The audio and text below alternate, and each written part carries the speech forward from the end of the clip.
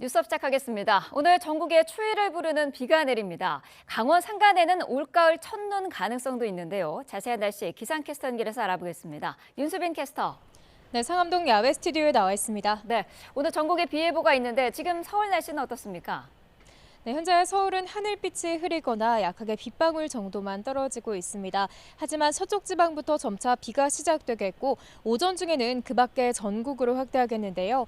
마치 여름철에 내리는 비처럼 강하게 쏟아질 수 있어 주의하셔야겠습니다.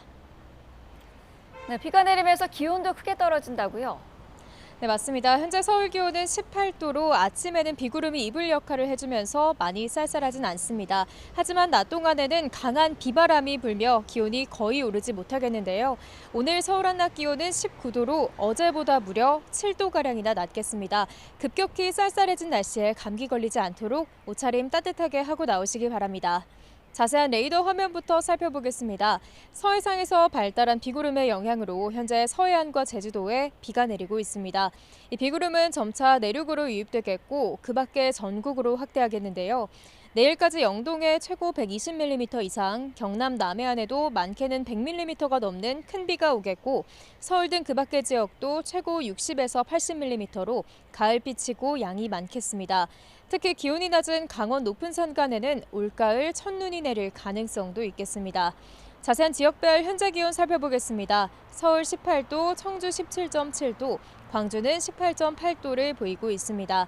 하지만 낮 동안에는 기온이 어제보다 1에서 6도가량 내려가겠는데요.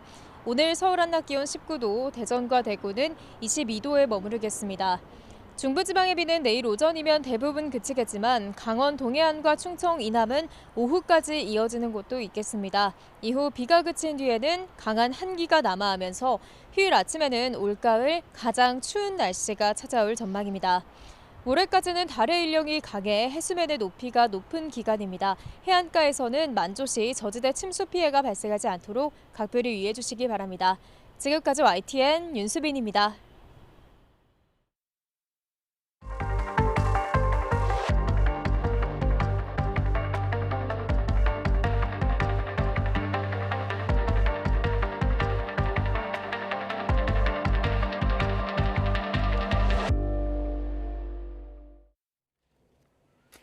네, 4년 반 동안 김건희 여사의 도이치모터스 주가 조작 의혹을 수사해온 검찰이 김 여사에 대해 불기소 처분을 내렸습니다. 시세를 조종하고 있다는 사실을 인식하지 못했고 범행에 가담한 증거가 없다는 이유에서입니다. 권준수 기자가 보도합니다. 4년 넘게 진행된 김건희 여사의 도이치모터스 주가 조작 연루 의혹 사건이 무혐의로 마무리됐습니다. 투자를 잘 모르는 김 여사가 권오수 전 도이치모터스 회장을 믿고 수익을 내기 위해 계좌를 맡긴 것일 뿐 주가 조작에 가담하지 않은 것은 물론 범행 사실을 알지도 못했다는 게 검찰 판단입니다. 시세 조정 범행을 인식 또는 예견하면서 계좌 관리를 위탁하거나 직접 주식 거래를 하였다고 보기 어려워 검찰이 주가 조작에 연루됐다고 의심했던 김 여사 계좌는 모두 6개. 법원은 이 가운데 3개가 시세 조종에 동원됐다고 봤습니다. 검찰은 이 3개 계좌에서 이뤄진 거래 가운데 일부가 권 전 회장의 연락을 받고 이뤄진 걸로 의심했지만 연락 내용이나 김 여사의 인식 등을 확인할 증거가 없다고 밝혔습니다. 또 권 전 회장이 주가 조작 사실을 숨기고 단순히 매도를 권유했을 가능성도 큰 만큼 김 여사가 범죄를 인식하고 있었다고 보기도 어렵다고 설명했습니다. 항소심에서 방조 혐의 유죄를 선고받은 또 다른 전주 손모 씨와 김 여사는 상황이 다르다고도 강조했습니다. 손 씨는 대량의 자금을 활용해 공격적인 거래를 해온 전문 투자자고 시세 조정을 논의한 문자 메시지 등 객관적 물증이 있고 관계자 진술도 뒷받침되지만 김 여사는 주범들과 직접 연락을 주고받은 적이 아예 없다는 겁니다. 이번 처분을 두고 검찰은 이른바 레드팀 회의까지 열어 증거와 법리에 따라 엄정히 검토한 결과라고 밝혔습니다. 그러나 명품 가방 사건에 이어 잇따라 무혐의 결론이 나온 만큼 봐주기 수사가 이뤄진 게 아니냐는 지적은 피하기 어려울 것으로 보입니다. YTN 권준수입니다. 검찰은 이례적으로 브리핑을 4시간 가까이 진행하면서 김건희 여사에게 죄를 물을 수 없는 이유를 설명했습니다. 하지만 4년 반 동안 김 여사에 대한 압수수색을 단 한 차례도 하지 못하는 등 수사가 제대로 이루어졌는지에 대한 의문은 여전히 남습니다. 김태현 기자입니다. 검찰은 출입기자단을 상대로 김건희 여사를 기소할 수 없다고 판단한 근거를 4시간가량 열거했습니다. 김 여사가 시세 조종에 관여했다는 직접 증거는 없었고 간접, 정황 증거를 토대로 혐의가 있는지 따져보려 했다는 게 검찰 설명이었습니다. 특히 김 여사가 당시 주가 조작이 이루어지고 있다는 걸 몰랐을 것 같다는 관련자들의 진술이 판단의 근거가 됐습니다. 주범인 권오수 전 도이치모터스 회장은 시세 조종 자체가 없었다고 주장하고 있는 만큼 김 여사에게 알릴 조작도 없었다는 입장이고 주포 이모 씨와 김모 씨는 김 여사가 평소 신뢰하고 있던 권 전 회장으로부터 주식 매매 요청을 받으면 그대로 해줬던 것으로 생각했다고 진술했습니다. 김 여사에게 방조 혐의를 적용하지 못한 이유에 대해서도 표까지 만들어 설명했습니다. 방조 혐의가 인정되려면 시세 조종이 이루어진다는 사실을 알고 있어야 하고 자신이 범행을 도와준다는 인식이 있어야 하는데 방조 혐의가 인정된 전주 손모 씨는 고의가 확실했지만 김 여사는 경험과 지식이 부족해 미필적으로라도 주가 조작을 인식하기는 어려웠다는 겁니다. 하지만 검찰의 이런 설명에도 물음표는 남습니다. 검찰은 수사 초기인 지난 2020년 김 여사의 주거지와 사무실, 휴대전화에 대한 압수수색 영장을 한 차례 청구했지만 기각됐는데 그 뒤 다시 청구하지는 않았습니다. 검찰 관계자는 10여 년이 지난 사건에 대해 법원이 영장을 발부해줄지 의문스러웠고 청구했다가 또다시 기각되면 수사가 더 어려워질 걸로 봤다고 말했습니다. 또 김 여사에게 2차 서면 질의서를 보낸 지 무려 1년 만인 지난 7월에서야 답변을 받은 것을 두고선 정확한 경위를 알지 못한다고만 답했습니다. 일반 피의자들과 형평성이 맞지 않는다는 지적엔 돈봉투 사건을 가리키는 듯 민주당 의원들도 출석 요구에 응하지 않고 있다고 덧붙였습니다. 검찰은 향후 수사 기록이 공개돼 누군가 보게 되더라도 허점이 없도록 철저하게 수사했다고 강조했습니다. 하지만 이번 처분이 사건의 실체를 제대로 파헤친 결과물인지 또 국민이 받아들일 수 있는 결론인지는 단언하기 어려워 보입니다. YTN 김태원입니다. 국민의힘 한동훈 대표는 김건희 여사 주가 조작 의혹에 검찰이 무혐의 처분을 내리자 국민이 납득할 만한지 살펴봐야 한다는 뼈있는 말을 던졌습니다. 김 여사가 대외 활동을 중단해야 한다는 등 작심 발언도 쏟아내는데 이번 재보선 텃밭 사수를 기반으로 당정 관계 주도권 잡기에 본격 나섰다는 분석입니다. 박정현 기자입니다. 김건희 여사 도이치모터스 주가 조작 의혹에 국민이 납득할 결과를 내놔야 한다며 검찰이 사실상 재판에 넘겨야 한다는 취지로 의견을 밝혔던 한동훈 대표. 무혐의 처분이 나오자 거듭 국민이 납득할 만한 설명인지 살펴봐야 한다며 무엇보다 국민 우려를 불식시킬 수 있는 조치가 중요하다고 강조했습니다. 수사 기록을 다 알 수 없으니 뭐라고 판단하기는 어렵습니다만 오늘 검찰의 설명이 국민이 납득하실 수 있을 정도인지 지켜볼 필요가 있다라고 생각합니다. 오전 회의에선 대통령실 인적 쇄신과 김 여사 대외 활동 중단, 의혹 해명 등 구체적인 논란 해소 방안도 일일이 열거했습니다. 재보선 전부터 김 여사 관련 발언 수위를 차츰 올려온 데 이어 이번 재보궐선거에서 선방했다는 평가가 나오자 곧바로 대통령실 압박에 나선 겁니다. 다음 주로 예정된 대통령과 면담에서도 김 여사 문제가 핵심 의제로 거론될 거로 전망되는데 당내에선 한 대표의 이 같은 태도에 개파 간 온도차도 적잖은 상황입니다. 친윤계를 포함한 당 지도부 일각에선 내부 분열을 우려하는 목소리와 함께 검찰 수사로 무혐의가 입증된 상황에서 김 여사가 사과나 해명을 하는 건 적절치 않다고 엄호에 나선 반면 검찰 수사 받았잖아요. 성실히 받았다고 말씀하셨잖아요. 수사를 받으면서 의혹에 대해서 성실히 답변했다고 얘기했잖아요. 그런데 여기에 대해서 어떤 더 설명을 해야 되죠? 친한계는 이번 불기소 처분에 국민이 의아해하고 있을 것 같다고 맞서며 명태균 방지법을 추진하는 등 한 대표의 힘을 싣는 모습입니다. 이재명 방탄은 그토록 높은 목소리로 비판하면서 김 여사 문제에 대해서는 그저 방어하는데 급급하다? 이거는 좀 아닐 수 있죠. 재보선에서 선전했다는 여론을 토대로 한동훈 대표가 대통령과 면담해서 이른바 수평적 당정 관계를 만들기 위한 본격 행보에 나설 거란 관측이 적잖습니다. 하지만 당장 야당의 김 여사 특검법 공세부터 명태균 씨를 둘러싼 각종 의혹까지 현안이 수두룩한 만큼 당 내용 수습은 여전히 시급한 과제로 남아 있습니다. YTN 박정현입니다. 네, 민주당은 즉각 김 여사 특검법을 재발의했습니다. 최근 불거진 여론조사 조작 등 명태균 씨 관련 의혹을 추가한 건데 주가 조작 수사를 총괄한 검찰 수장들을 탄핵하겠다고도 날을 세웠습니다. 정인용 기자입니다. 민주당은 김건희 여사 의혹 진상규명을 위한 특검 법안을 지난 21대 국회까지 포함해 세 번째로 다시 발의했습니다. 검찰이 도이치모터스 주가 조작 의혹에 연루된 김 여사의 혐의가 없다고 판단하기 불과 20분 전이었습니다. 최근 명태균 씨 폭로로 촉발된 공천 개입 의혹과 불법 여론조사 의혹은 물론 주가 조작 의혹 등의 불기소 처분한 검찰도 수사 대상에 포함됐습니다. 봐주기 수사 의혹도 수사 대상에 포함시키는 것들을 저희가 정리를 하느라고 시간이 이렇게 됐습니다. 수많은 의혹들이 쏟아져 나오고 있고 민주당은 이제 국민 누구도 검찰이 공정하다고 믿지 않을 거라며 전방위적으로 공세 수위를 끌어올렸습니다. 특히 김 여사 범죄의 은폐 공범이라며 심우정 검찰총장과 이창수 서울중앙지검장 탄핵 카드까지 꺼내들었습니다. 직무유기 및 은폐 공범 전원을 탄핵하겠습니다. 헌정농단 검사들을 탄핵하고 특검 국조의 국민심판대에 세우겠습니다. 국감장도 김 여사 불기소 공방으로 뒤덮였습니다.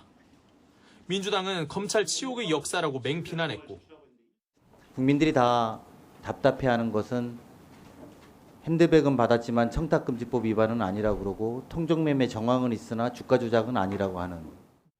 국민의힘은 문재인 정부 당시엔 같은 사건을 민주당 스스로 엄호했다고 맞받았습니다. 윤석열 대통령이 검찰총장 후보로 지명되었을 때 민주당의 법사위원들이 아무 문제 없다고 적극 옹호하고 비호했던 사건입니다. 검찰의 불기소 이유에 대한 해석도 크게 엇갈렸습니다. 불기소 결정문을 제목만 바꾸면 변호인 의견서라고 해도 전혀 어색함이 없습니다. 불기소 이유 결과를 보니까 명백하게 죄가 될 수 없는 사안인데 이걸 이렇게까지 처리가 늦어졌는지 저도 이해가 가지 않습니다. 민주당은 국정감사가 끝나는 대로 다음 달 본회의를 열어 김 여사 특검법을 처리하겠다는 입장입니다. 국감 내내 이어지고 있는 김 여사 정국이 쉽게 사그라들지 않을 거란 전망이 나옵니다. YTN 정인용입니다. 네, 여야는 금융감독원을 대상으로 한 국회 정무위원회 국정감사에서 김건희 여사의 도이치모터스 주가 조작 의혹을 두고 충돌했습니다. 야당 의원들은 김 여사가 어떤 범죄 혐의에도 기소되지 않는 치외법권임이 확인됐다며 특검 수사의 필요성을 부각했습니다. 또 검찰 역시 치욕의 날이라며 이복현 금감원장을 상대로 주가 조작은 코리아 디스카운트를 초래하는 중대 범죄라고 날을 세웠습니다.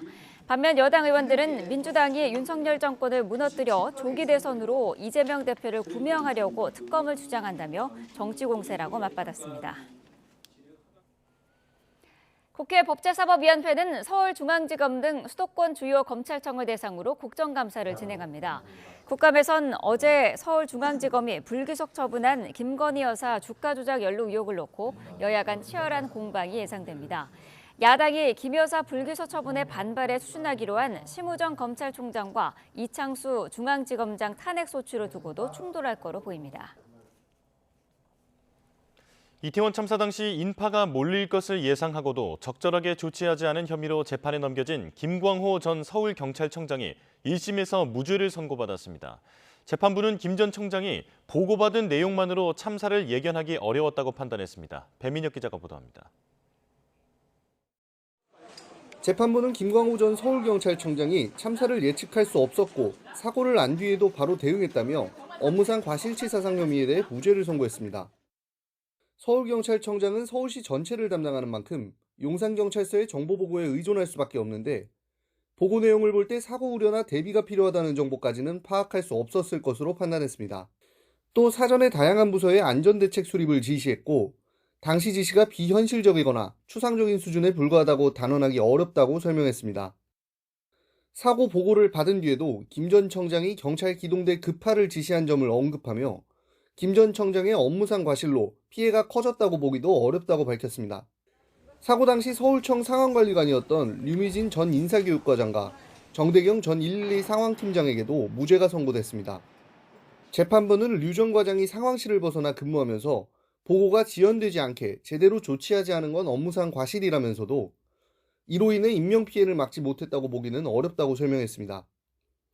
또 정 전 상황팀장도 출동 최고 단계인 코드0 신고를 제대로 전파했지만 현장에 출동한 용산서 경찰관이 종결로 보고해 상황을 제대로 인지하기는 어려웠다고 판단했습니다. 앞서 법원은 역시 업무상 과실치사상 혐의로 재판에 넘겨진 박희영 용산구청장에게는 안전계획 수립 등의 의무가 없다며 무죄를, 이임재 전 용산서장에게는 사고 예견과 대응에 대한 법적 책임이 있다며 금고 3년을 선고했습니다. YTN 배민혁입니다. 유족들은 김 전 청장의 무죄 선고에 대해 당시 서울 지역 최고 치안 책임자를 처벌하지 않았다며 반발했습니다. 재판부는 실질적인 책임 범위가 어디까지인지를 중요하게 본 것으로 해석되는데 앞으로도 쟁점이 될 것으로 예상됩니다. 김희영 기자가 보도합니다. 김광호 전 서울경찰청장의 1심 선고를 지켜본 이태원 참사 유족은 법정에서 나오자마자 울분을 토했습니다. 앞으로도 이런 사건 나면 경찰을 아무 책임질 수 없다고 면죄부를 줍게 재판이 가고 이게! 김 전 청장이 나오자 인파가 한데 뒤섞이면서 법원 앞은 난장판이 됐습니다. 이제 나왔는데 심정 어떠신가요? 유족들은 법원이 법을 소극적으로 해석해 결국 최고 책임자가 처벌받지 않았다며 비판했습니다. 김광호 전 서울청장 등이 참사 당일 서울 지역 내 치안 사무를 총괄하는 등 중요한 직책에 있었는데도 처벌하지 않은 건 납득되지 않는다고 목소리를 높였습니다. 하지만 재판부는 경찰이 좀 더 실효성 있는 안전대책을 마련했을 거라는 국민 기대가 있고 사회적 재난에 대해 국가 대응이 미흡했다며 유감을 표하면서도 피고인들의 형법상 책임이 충분히 입증되지 않았다고 말했습니다. 앞서 이임재 용산서장과 박희영 용산구청장의 유무죄를 가른 건 법에 명시된 책임 유무였는데 이번에는 지위 고하보다 실질적인 책임 범위가 어디까지냐가 쟁점으로 작용한 것으로 보입니다. 용산경찰서라는 그 관할 지역을 관할하는 주요 직책의 실무자의 어떤 법률적인 책임은 있으나 그 상급자는 전국 지역을 관할하기 때문에 구체성을 가지고 예견하기 어려웠던 거 아니냐. 그런 점 때문에 아무래도 무죄 선고가 나온 것 같습니다. 검찰은 판결문을 토대로 항소 여부를 검토하겠다는 원론적 입장을 내놨습니다. 유족들은 재판은 물론 특별조사위원회 활동을 통해서도 책임자들이 처벌받게 하겠다고 강조했습니다. 그런 만큼 앞으로도 김 전 청장 등의 책임을 둘러싼 공방이 이어질 것으로 보입니다. YTN 김희영입니다.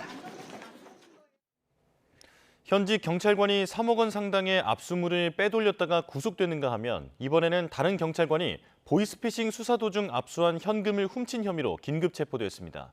압수물 관리 체계에 허점이 있다는 지적 속에 경찰은 뒤늦게 증거물 관리 현황을 전수조사하겠다며 대책 마련에 나섰습니다. 이현정 기자의 보도입니다. 경찰은 서울 용산경찰서 형사과 소속 김모 경사를 긴급 체포했습니다. 김 경사가 보이스피싱 수사 업무를 하면서 압수해 창고에 보관하던 현금 뭉치 가운데 일부를 몰래 빼돌린 정황이 파악된 겁니다. 경찰은 김 경사를 즉시 직위 해제하고 사건 경위를 조사하고 있습니다. YTN 취재 결과 김 경사는 최근 강남경찰서에서 3억 원 압수물 절도 사건이 적발된 것을 보고 훔친 돈을 되돌려 놓으려다 덜미가 잡힌 것으로 전해졌습니다. 앞서 서울 강남경찰서 소속 정모 경사도 3억 상당의 압수물을 빼돌리다 체포됐습니다. 범행 적발될 거라고 생각 못했습니까? 범행은 혼자 계획한 건가요? 투자 실패 손실 메우려고 했던 거 맞습니까? 정 경사는 수사과 소속이었을 당시 압수물 관리 업무를 했는데 이때를 전후로 범행을 저지른 것으로 전해졌습니다.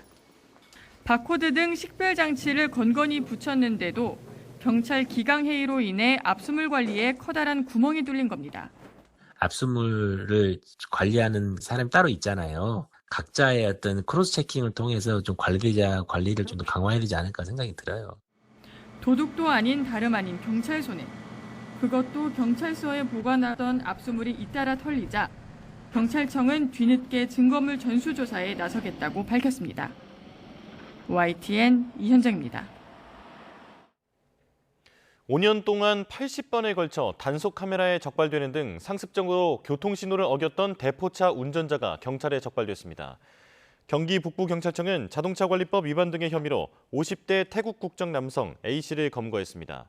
A씨는 지난 2019년부터 5년 동안 속도와 신호 위반 등으로 80회 적발돼 과태료 등을 체납한 채로 무등록 차량을 운행하고 다닌 혐의를 받습니다. 경찰은 A씨가 교통법규를 주로 위반한 지역과 시간을 파악한 뒤 경기 양주시 광정면에서 지난 8월 잠복 근무하다가 과속 중인 A씨를 발견해 검거했습니다. 또 A씨가 체류 기간이 끝난 불법 체류자인 것을 확인하고 강제 퇴거 조치했습니다. 인천 전세 사기 주범인 이른바 건축왕에 대한 추가 재판에서 검찰이 무기징역을 구형했습니다. 인천지방검찰청은 어제 사기 등의 혐의로 기소된 남모 씨의 결심 공판에서 무기징역을 구형하고 343억 원을 추징해달라고 요청했습니다. 또 함께 기소된 남 씨의 딸과 공인중개사 등 공범 30명에겐 각각 징역 2년에서 10년을 구형했습니다. IP 추적이 어려운 이른바 다크웹의 마약 쇼핑몰에서 대마를 판매한 일당이 항소심에서도 징역형을 선고받았습니다. 서울고등법원은 어제 마약거래방지법 위반 혐의로 기소된 A씨와 B씨에게 각각 징역 2년을, 공범 C씨에게 징역 1년 6개월의 집행유예 4년을 선고했습니다. 재판부는 마약 범죄가 사회에 끼치는 해악이 매우 크다며 양형 이유를 설명했습니다. A씨와 B씨는 지난해 3월부터 11월까지 직접 재배한 대마초를 다크웹에서 47차례에 걸쳐 판매해 4,300여만 원의 수익을 얻고 대마 재배에 도움을 준 C씨와 함께 대마를 흡연한 혐의를 받습니다. 오늘 새벽 경부고속도로를 달리던 화물차에서 불이 났습니다. 대전에서는 SUV가 중앙분리대를 들이받고 전도돼 운전자가 병원으로 이송됐습니다. 밤사이 사건 사고 소식 윤태인 기자의 보도입니다. 시뻘건 불길과 함께 연기가 치솟아 오릅니다. 불길을 잡으려 소방관들이 연신 물줄기를 쏘아댑니다. 오늘 새벽 0시 50분쯤 경부고속도로 판교분기점에서 부산 방향으로 달리던 4.5톤 화물차에서 불이 났습니다. 다친 사람은 없었지만 이 불로 화물차 앞부분이 완전히 탔습니다. 1시간 만에 불을 끈 소방은 자세한 화재 원인을 조사하고 있습니다. 사고로 인한 화물차가 차선 한 개를 완전히 막았습니다. 피해 SUV 차량은 트렁크가 심하게 찌그러졌습니다.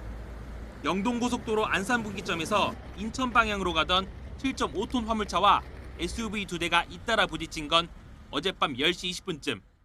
X5가 튕겨나가고 또 앞에서 서행하던 소렌토 차량을 후미 추돌을 했어요. 그리고 이제 7.5톤 트럭이 우측 바구벽을 충격하고 섰습니다. 이 사고로 SUV 차량에 타고 있던 운전자 등 모두 3명이 경상을 입었습니다.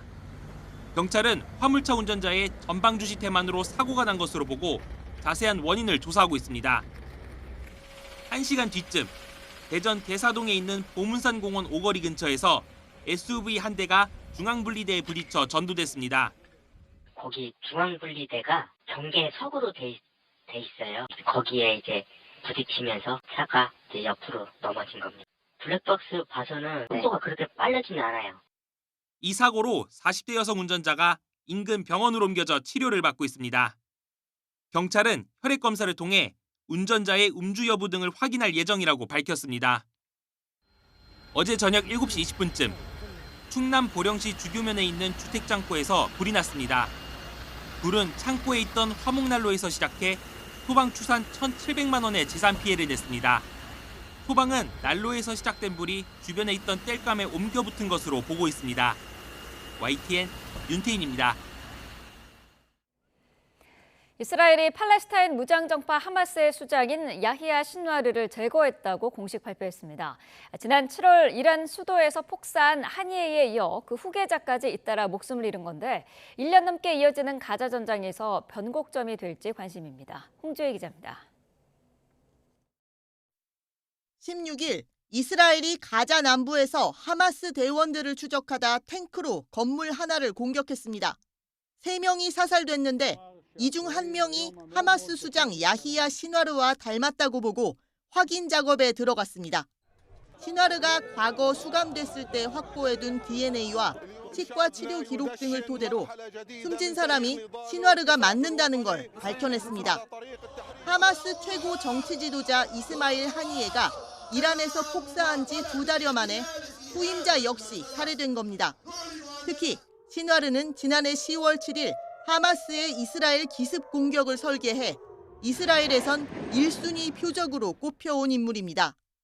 때문에 이스라엘은 시나르를 제거함으로써 군사적이고 도덕적인 업적을 이뤘다고 자평하고 있습니다. חיסולו הוא ציון דרך חשוב בשקיעת שלטון הרשע של החמאס. ואני מבקש לומר שוב, בצורה הכי ברורה, החמאס לא ישלוט יותר בעזה. 네타냐후 총리는 그러면서도 전쟁을 이어나가겠다는 뜻을 강조했습니다. 하마스에 억류된 인질 101명이 모두 풀려나기 전까진 전쟁을 멈출 수 없다는 이유에서입니다. 그간 공전을 거듭한 가자 휴전 협상이 시나르의 죽음으로 어떤 영향을 받을지도 관심입니다. Many are hopeful that with Sinwar out of the way, new leadership is going to want to find a way to end this conflict, and that means releasing the hostages potentially in exchange for an end to the war. 다만 이스라엘과 하마스에 이어 레바논의 헤즈볼라, 나아가 이란까지 중동 지역 확전 위험에 불이 붙을 가능성도 배제할 수는 없습니다. YTN 홍주혜입니다. 네, 이처럼 이스라엘은 시나르를 제거하기 위해서 1년여간 끈질기게 추적했는데요. 걸어다니는 죽은 자로 불리는 시나르는 왜 이스라엘의 1순위 표적이 됐을까요? 어떤 인물인지 살펴보겠습니다.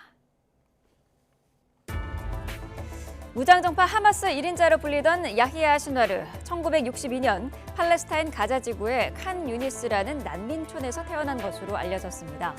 20대 중반인 1987년 팔레스타인에서 반이스라엘 운동 인티파다가 일어나는데 이때 하마스 창립에 참여하게 됩니다. 당시 시나르는 하마스 보안부에서 이스라엘에 협력한 팔레스타인들을 색출해 살해하는 활동을 했는데 이때부터 칸 유니스의 도살자로 불리기도 했습니다. 이 과정에서 이스라엘 군인 2명을 살해하고 정보원 4명까지 제거할 계획을 세웠다가 이스라엘 당국에 붙잡혀 종신형을 선고받았습니다. 하지만 2011년 하마스와 이스라엘 포로 교환 과정에서 극적으로 풀려나게 되고 하마스로 돌아온 뒤에는 승승장구했습니다. 군사조직의 책임자가 돼 이란과 밀착하면서 조직 내 장악력을 확대했고 2017년에는 하니예가 정치 지도자가 되자 가자 지구의 지도자 자리를 물려받습니다. 이때부터 시나르는 가자 지구를 이스라엘 공격을 위한 작전 기지로 만드는 계획에 착수하는데요. 이 과정에서 대규모 땅굴과 무기 저장고 등을 구축하기도 했습니다. 그리고 결국 지난해 10월 이스라엘을 기습 공격하는 알-아크사의 홍수 작전을 실행하죠. 이스라엘인 1,200명이 살해되고 250여 명이 납치됐고 이스라엘은 시나르를 제거하기 위해서 40만 달러, 우리 돈 약 5억 5천만 원의 현상금을 내걸었습니다. 이를 비웃기라도 하듯 건장을 알린 시나르, 오랜 기간 이스라엘의 암살 위험을 피하면서 걸어다니는 죽은 자라는 별칭을 얻었습니다. 지난 7월에는 하니예가 암살되자 하마스의 정치 지도자로 올라섰죠. 하지만 이스라엘 추적 역시 끈질겼습니다. 1년여 동안의 추적 끝에 어제 공습으로 시나르가 사망했다는 사실을 밝혔는데요. 하마스 수정에 오른 지 3개월여 만입니다. 강경파 시나르의 죽음이 중동 정세에 어떤 파장을 불러올지 전 세계가 촉각을 곤두세우고 있습니다.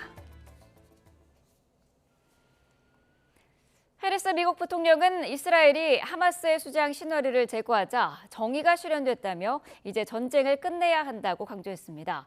중동 사태가 미 대선의 마지막 대회 변수로 떠오른 가운데 이제 대선 전 이스라엘의 이란 공격을 막을 수 있을지가 관건입니다. 워싱턴에서 홍상희 특파원입니다. 유세를 위해 위스콘신주에 도착한 해리스 부통령은 이스라엘의 시나르 제거에 대해 정의가 실현됐다고 말했습니다. Today, Israel confirmed that Yahya Sinwar, the leader of Hamas, is dead, and justice has been served. And the United States, Israel, and the entire world are better off as a result. 지난해 10월 7일 테러의 주동자인 시나르의 사망으로 이제 가자 지구에서 전쟁을 끝내야 한다고 강조했습니다. 최근 네타냐후 이스라엘 총리가 이란에 대한 보복 공격 대상을 승인했다는 보도로 미 대선 전 이란을 공격할 가능성이 불거진 가운데 이스라엘 하마스 전쟁의 휴전을 촉구하고 있는 겁니다. 바이든 미 대통령은 하마스가 테러 능력을 잃었다며 이제 네타냐후 총리와 전쟁을 끝내기 위한 방안을 논의하겠다고 밝혔습니다. 미 국무부도 하마스에 붙잡혀 있던 인질들을 집으로 데려오고 가자 지구의 삶을 재건하기 위한 노력을 2배로 기울일 것이라고 강조했습니다. We now see an opportunity with him being removed from the battlefield, being removed from the leadership of Hamas, and we want to seize that opportunity. 중동 사태 악재에 불안했던 해리스 부통령은 급한 불을 끄게 됐습니다. 대선을 앞두고 이란과 이스라엘 전면전이 일어날 경우 석유 가격 급등 등 경제 파장뿐 아니라 미시건을 포함한 경합주에서 아랍계 유권자의 표를 잃을 가능성이 높았기 때문입니다. 이스라엘의 이란 핵시설 타격 가능성에 그럴 자격이 있다고 언급하기도 했던 트럼프 전 대통령은 아직 반응을 보이지 않고 있습니다. 백악관은 이스라엘의 이란 보복 가능성에 대해서도 건설적인 소통을 해왔다고 강조했습니다. 신화르의 사망을 계기로 이스라엘과 하마스의 휴전 협상 가능성과 임박했던 이스라엘의 이란 공격을 멈출 수 있을지가 이번 대선의 큰 대외 변수로 떠오르게 됐습니다. 워싱턴에서 YTN 홍사입니다. 젤렌스키 우크라이나 대통령이 연일 북한군의 우크라이나 파병설을 공론화하고 있습니다. 주미대사는 아직 확인되진 않았지만 사실일 가능성이 높은 것으로 보인다고 말했습니다. 워싱턴 권종기 특파원입니다.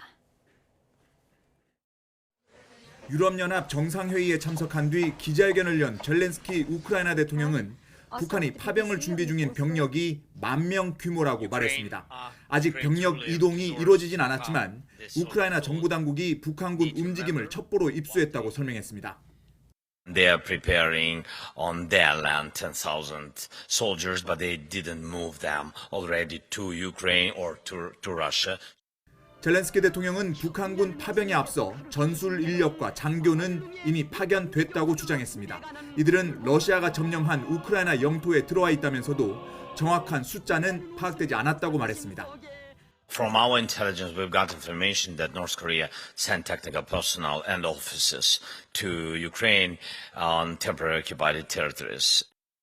조현동 주미대사는 워싱턴 싱크탱크 세미나에서 관련 질문을 받고 확인된 정보는 없지만 북한군 파병설이 사실일 가능성이 높아 보인다고 말했습니다.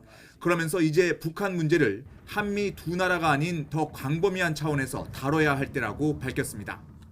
I think it's quite likely that it might already happen.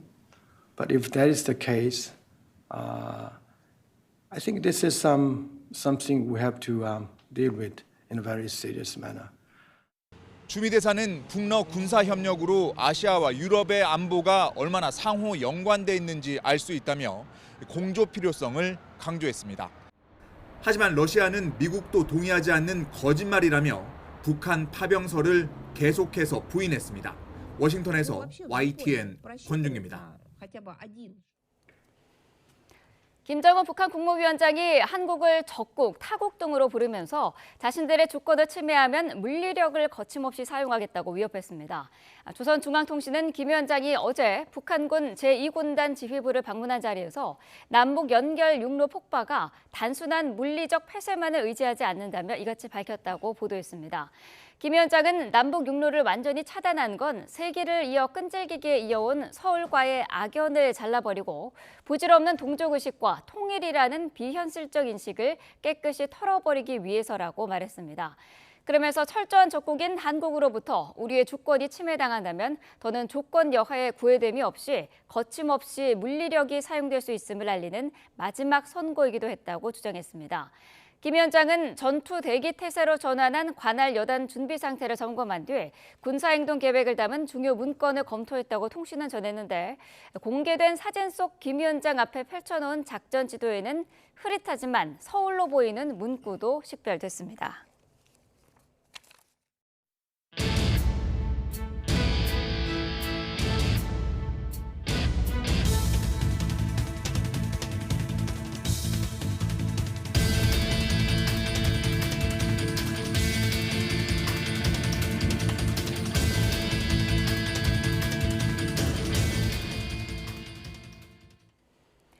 네, 긴장이 고조되고 있는 한반도 상황, 김형석 전 통일부 차관과 짚어보도록 하겠습니다. 어서 오십시오. 네, 반갑습니다. 네, 자 김정은 위원장 앞서서 저희가 보도로 전해드렸습니다만은 육로 폭파에 대한 언급을 어제 이제 했습니다. 오늘 오전에 이제 방송이 된 부분인데 내용을 보면은 끈질기게 이어온 서울과의 악연을 잘라버리는 일이다. 그리고 통일이라는 비현실적인 인식을 깨끗이 털어버리는 것이다. 이렇게 언급을 했거든요. 어떻게 봐야 될까요?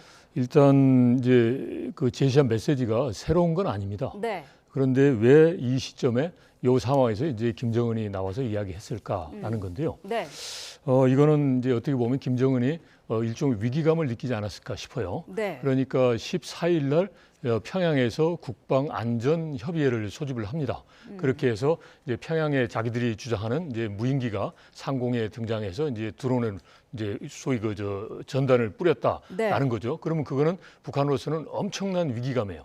그리고 이것에 그런 그 배후에는 이제 대한민국이 있다. 네. 그러면 결국은 이제 대한민국의 이런 그 북한에 대한 적대적인 그 행위에 대한 이제 김정은의 그런 위기감이 이제 반영이 돼서 네. 이런 이제 소위 그 황해도에 있는 북한의 최전선 부대까지 와서 이런 메시지를 줬다라고 생각합니다. 네. 그리고 지금 보면 이제 저희가 뭐 역으로 생각하면 10월 1일 날 현무 5를 우리가 공개를 했습니다. 이거는 이제 벙커 버스터로서 엄청난 파괴력이 있는 거거든요. 네. 그리고 지금 이제 중동에서도 이게 사용되고 있고 그러면 지금까지는 김정은이 좀 안이하게 생각했을 수도 있어요. 뭐 소위 그 참수 작전을 한다라고 했을 때 설마 뭐 이렇게 할까? 그런데 지금 현재 보면 이제 전 세계적으로 이게 설마 했던 게 벌어지고 있는 상황이란 말이죠. 네. 그러니까 우리는 이제 북한을 이제 그런 물리적 힘에 의해서 이제 그 어떤 극단적인 선택을 이제 하는 건 아니지만 이제 북한이 좀 대화나 협력 길로 나오라고 하는 거지만 북한의 입장에서는 그럴 수도 있겠다라고 생각하는 그런 위기감이 작용돼서 김정은이 이번에 황해도까지 와서 이런 메시지를 준 게 아닌가 싶습니다. 네, 지금 저희가 화면으로 보여드리고 있는 저 화면을 조금 크게 봤으면 좋겠는데요. 저게 지금 조선중앙통신이 보도한 화면인데 김정은 위원장이 전투 대기 태세인 여단을 찾은 그런 화면입니다. 지금 테이블에 펼쳐진 큰 지도가 나와 있는데 여기에 서울 지역이 표시가 돼 있다고 해요. 저렇게 좀 공개적으로 보여주고 있는 부분은 일부러 그런 부분도 있다고 보시나요? 그렇죠. 그거는 이제 전형적으로 이제 의도적입니다. 네. 그러니까 이번에 이제 10월 달에 이제 무인기가 평양의 중구역을 침투했다. 그게 이제 중구역은 이제 김정은의 노동당 중앙청사가 있는 데란 말이죠. 네. 그러니까 이제 자기들도 이제 서울에 그러니까 대한민국의 중심지를 공격을 할 수 있다, 하겠다, 여차하겠다. 네. 이제 그런 강한 메시지를 주려고 하는 거죠. 자, 여기에 이어서 지금 지금 한국이 우리를 공격을 하면은 한 번 더 이런 일이 발생을 하면은 물리력을 거침없이 사용하겠다 이런 언급도 했거든요. 어떤 위협의 수준이 좀 더 높아졌다고 보시나요?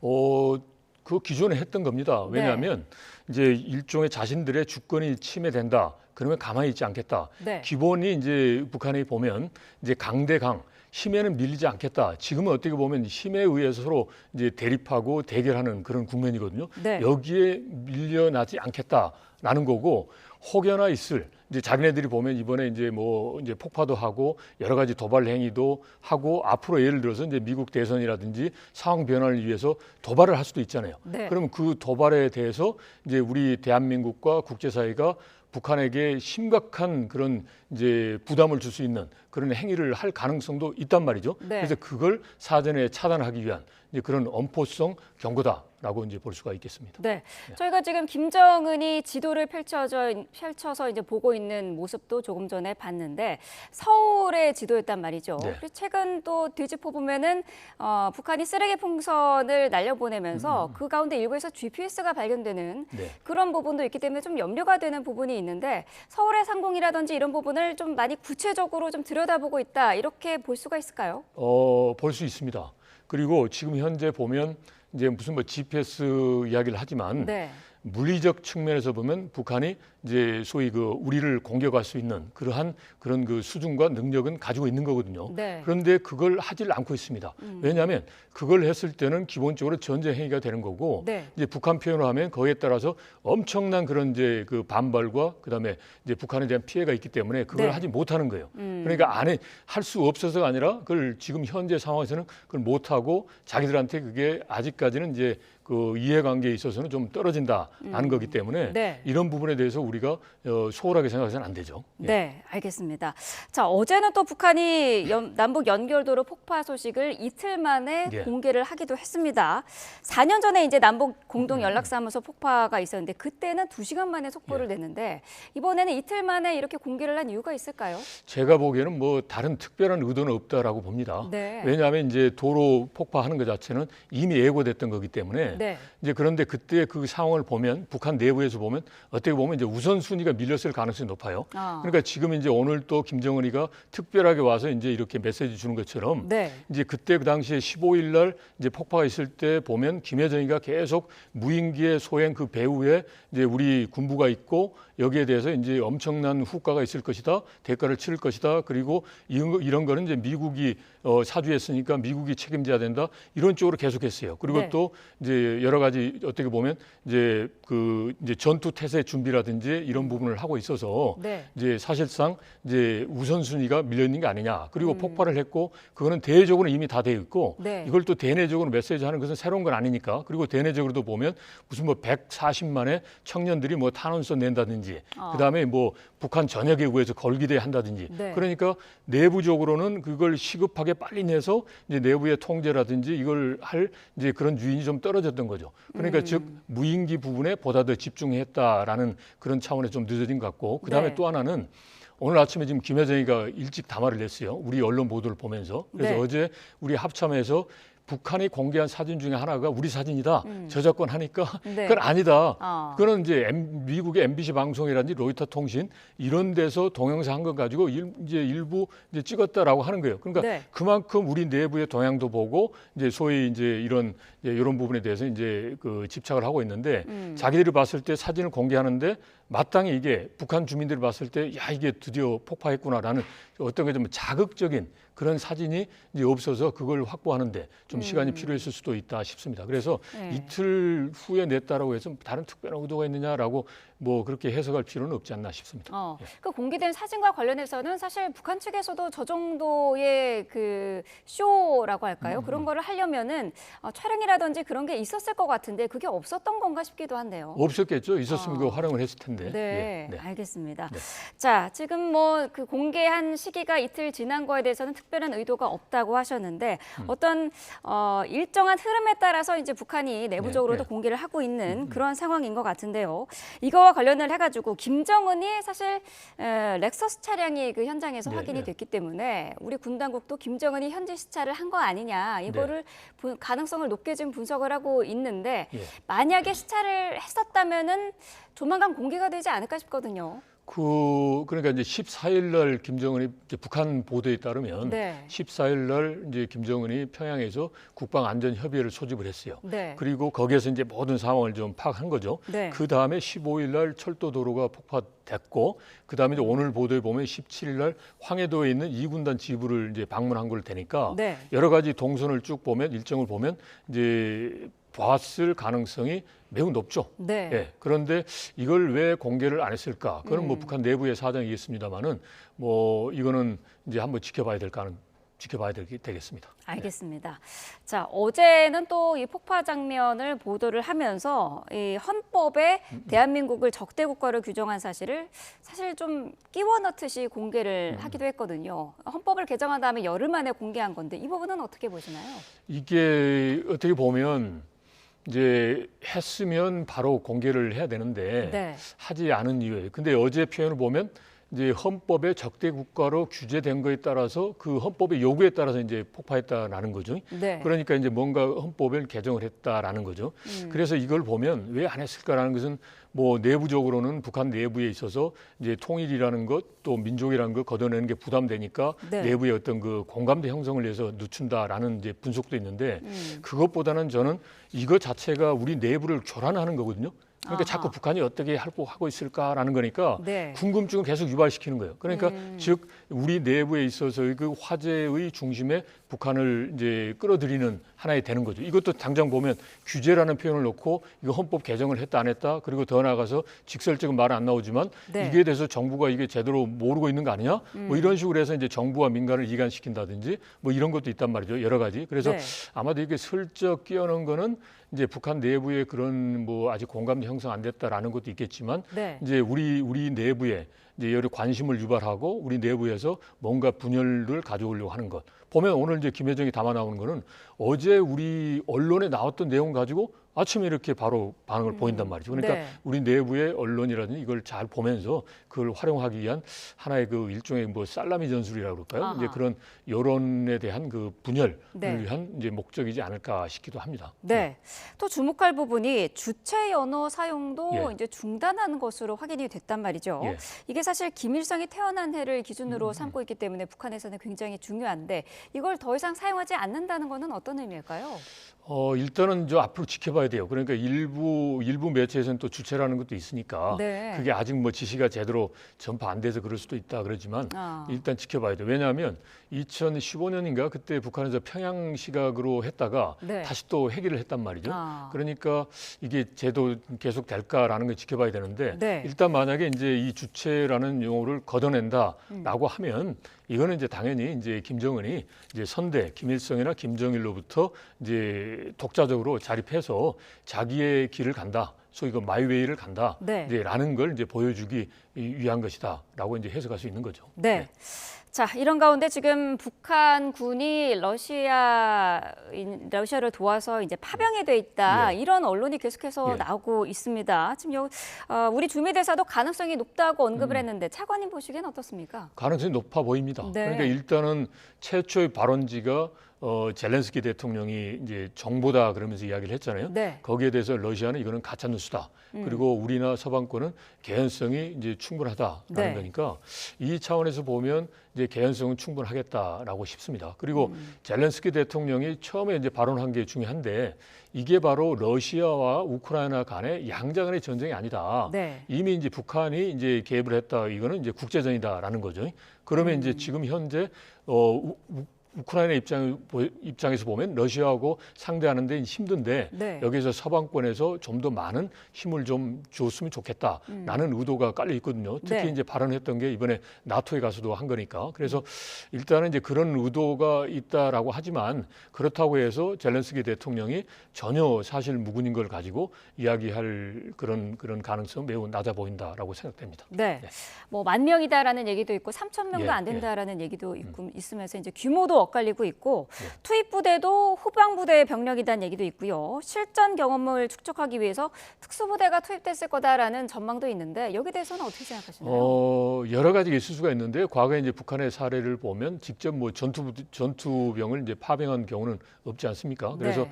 이번의 경우에 전투병을 파병할까? 이제 그거는 이제 해서 실전 경험을 쌓는다라고는 의미가 있겠죠. 그렇지만 지금은 아직은 그런 단계는 아닌 것 같고요. 네. 그러니까 뭐 KN-23을 포함해서 이제 군수 물자 무기를 지원을 했지 않습니까? 네. 그래서 그런 부분에 대해서 어떻게 하면 이제 잘 그 조작을 할 수 있을까 이런 저 군사 작전 지원 이런 것 그리고 또 이제 후방에 있어서의 그런 그 일종의 뭐랄까 지원 부대 그리고 지금 북한의 그 병력 중에 특수병들이 있습니다. 네. 그러니까 예를 들어서 뭐 저격병이라든지 예를 들어서 또는 뭐 탐지위 이런 그런 게 보조적인 그런 이제 병력에 대해서 네. 이제 했지 않았을까 싶습니다. 네.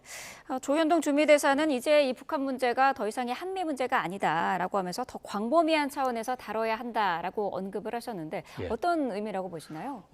광범위하다라는 것은 일단은 이제 북한이 지금 러시아 전쟁에 개입을 했잖아요. 네. 그리고 또 하나가 이제 그 개입의 근거는 이제 지난 6월에 있었던 푸틴하고의 정상회담을 통해서 이제 상호 군사원들을 포함해서 뭐 포괄적 전략적 무슨 그런 이제 협력 관계 네. 맺었단 말이죠. 네. 그러니까 한반도 내에서 이제 북한이라고 하는 무대에만 국한된 게 아니라 이미 그 활동 영역이 국제적인 영역으로 갔어요. 그러다 보니까 지금 우크라이나 전쟁 같은 경우는 유럽도 영향이 있는 거죠. 네. 당연히 미국도 있고. 그러니까 이거는 이제 국제사회에서 이제 그 관여해서 이제 해야 되는 거고 이제 그러려면 단순하게 이제 뭐 한반도의 문제니까 남북한에 뭐 대화를 잘 하고 또 남북한이 잘 하면 되는 거다. 그렇게 해라. 네. 이런 식으로 해서는 되는 게 아니고 저희 그 총체적으로 국제사회가 다 나서야 된다. 이제 그런 의미인 거죠. 네.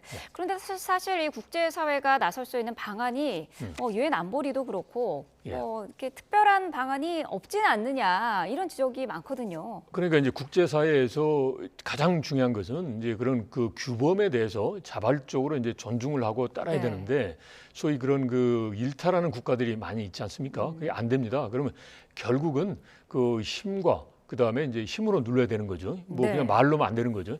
힘으로 누르고 이제 그걸 이제 제어할 수 있는 그 촘촘한 그런 그 관리망을 가동하는 게 중요합니다. 그래서 이제 지금 북한과 러시아가 하는 그 여러 가지 행태 자체가 문제가 있다 그러면 이제 거기에 대해서 반대되는 의견을 갖고 있는 이제 국가들이 이제 좀 그 단일된 그 입장을 가지고 협력을 해서 이제 집중된 노력을 해야 되는 거죠. 네. 아무래도 우리 정부의 대응과 전략도 그 어느 때보다도 굉장히 중요한 그런 시기가 온 것 같은데 어떤 전략이 필요할까요? 참 지금 상황에서 북한이 저런 식으로 이제 막 그 협박을 하고 겁박을 하고 어떻게 보면 일종의 이제 자신들이 이제 우리를 위협하면서 마치 우리가 위협하는 것처럼 이제 막 호도하고 있단 말이죠. 그게 이제 자칫 이제 우리가 우려하는 것처럼 이제 뭔가 도발을 하기 위한 명분을 쌓기다. 이제 국제사회에서 봤을 때 우리가 이렇게 당했기 때문에 당할 수만 없다. 일종의 피해자 코스프레인 거죠. 이제 그런 이제 도발의 이제 가능성도 있기 때문에 이걸 대응을 해야 되는데 그렇다고 해서 여기서 뭐 유화적으로 말만 한다고 되는 거 아니거든요. 그러니까 여기서는 철저하게 북한이 더 이상 이거 만약에 도발을 했다가는 정말 뭐 또 뭐 이제 뭐 남을 게 없다. 이런 위기감을 줘야 돼요. 그래서 이럴 때는 이제 확고한 그런 의지 그리고 이제 북한에 대해 강한 메시지 주는 게 있지 않습니까? 정권의 종말 이거는 말이 그렇지만 지금으로서는 이번에 저는 김정은이가 위기감을 느끼고 있다라고 보거든요. 그러니까 이런 부분을 강한 메시지를 계속 주면서 우리의 준비 태세도 이제 확보를 해야 되는 거고 그 다음에 중요한 거는 이렇게 하면서 북한이 결국은 생존을 위해서 전쟁은 죽음이라고 생각할 거거든요. 생존을 위해서 나올 수 있는 테러도 우리가 보여줘야 돼요. 그러니까 너네들 이렇게 하지만 이렇게 하면 살 수가 있어. 그걸 이제 보여줄 필요가 있다. 그게 바로 이제 어떻게 말하면 이제 매번 이야기를 했지만 이제 비핵화를 위한 대화에 나와라라는 거고 뭐 여러 가지 그런 이제 그 시그널이 있을 수 있겠죠. 그래서 여하튼 강하게 힘에 의해서 억제하면서 상황을 관리하되 이제 테러도 보여줘야 된다. 그 다음에 여기서 중요한 것은 이제 북한이 분명히 우리 내부의 그런 그 여론 분열 이걸 노릴 거란 말이죠. 여기에 대해서 우리가 국민에게 충분하게 설명하고 지금 뭐 전쟁에 대한 걱정이 많이 있지 않습니까? 근데 여기에서 그런 우려가 나오지 않도록 정부가 확실하게 그럴 수도 있겠다 이러면 안 되는 거죠. 이거는 그런 상황이 있을 수가 없고 이거는 우리가 확실하게 책임집니다. 이런 식으로 확실하게 해서 그런 우려도 불식하고 이제 북한에 대해서 야 우리가 잘못한 거 아니야? 우리가 조금 더 유화적으로 해서 해야 되지 않느냐? 힘을 하는데 그게 되겠습니까? 이런 그 논란이 이제 팽배하지 않도록 여론 관리 분위기도 형성하는 게 중요하다 싶습니다. 알겠습니다. 자, 북한 이슈 자세히 짚어봤습니다. 김형석 전 통일부 차관과 함께했습니다. 고맙습니다. 네, 고맙습니다.